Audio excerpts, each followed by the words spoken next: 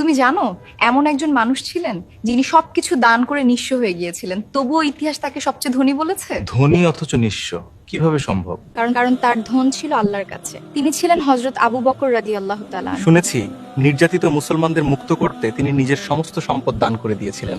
এমনকি একদিন ঘরে কিছুই ছিল না, তবুও তার মুখে কোনো অভিযোগ ছিল না, শুধু তৃপ্তির হাসি। হ্যাঁ, এজন্যই তো তিনি শ্রেষ্ঠ দানকারী।